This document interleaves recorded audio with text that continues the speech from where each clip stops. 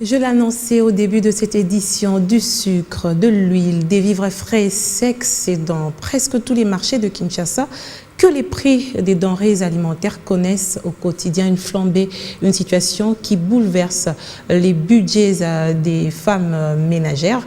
On dépense désormais plus que prévu, un indicateur de la baisse du pouvoir d'achat. Nos reporters étaient au cœur du marché central où les consommateurs s'en prennent aux vendeurs qui, à leur tour, accusent les grossistes. Le pouvoir public est appelé à s'y impliquer activement pour résoudre la question. Au marché central de Kinshasa, la flambée de prix sur les denrées alimentaires alimente les débats au quotidien. L'incompréhension s'installe entre acheteurs et vendeurs. Au pavillon de vivres frais, la hausse des prix se sent par la diminution de la fréquentation du marché. Difficile pour le ménage d'accéder aux denrées selon les montants à leur disposition. Et chaque jour, la situation se dégrade. Je suis la femme d'un soldat. Il y a augmentation de prix des aliments. Les prix varient tout le jour.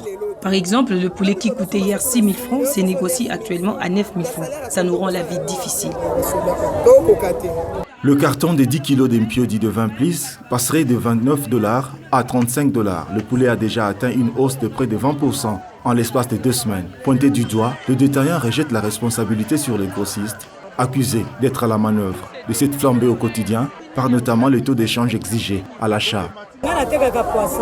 Je suis vendeuse de chinchard. Les prix ne cessent d'augmenter. Par exemple, le 20 plus de poisson se négocie actuellement à 66 000 francs et 67 000 francs. Le rame de 18 plus coûte 54 000 francs. Comment faire de bénéfices? Nos fournisseurs ne veulent pas de francs congolais à l'achat. Un sac de semoule de 25 kilos se négocie actuellement à 47 000 francs. Nous ne nous assortons pas. C'est difficile d'avoir le bénéfice.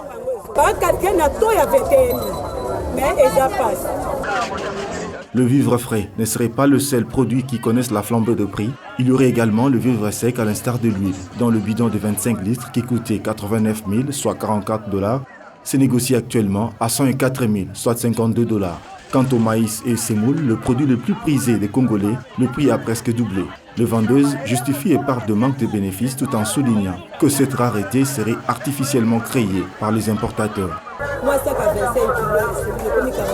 Nos fournisseurs ne veulent pas de francs congolais à l'achat. Un sac de semoule de 25 kilos se négocie actuellement à 47 000 francs.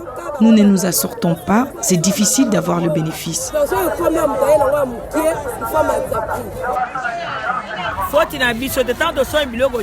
Là où nous achetons les aliments chez nos fournisseurs, ils ont augmenté les prix. Voilà pourquoi nous aussi, nous doublons les prix. Bémol sur la flambée, elle ne touche pas tout le produit. Parmi ceux dont le prix est resté stable, les épices.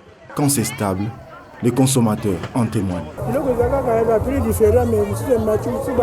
Cette hausse de prix ne concerne pas toutes les denrées, par exemple le prix des tomates, des oignons et autres produits. En général, les prix des épices sont stables. La hausse des prix des denrées alimentaires reste un sujet d'inquiétude sur toutes les lèvres. Dans le marché de Kinshasa, surtout les biens importés, le cri de détresse des consommateurs et détaillants ne trouve pas écho, décrit-il. Le pouvoir d'achat se dégringole, un indicateur fort du malaise qui frappe l'économie nationale.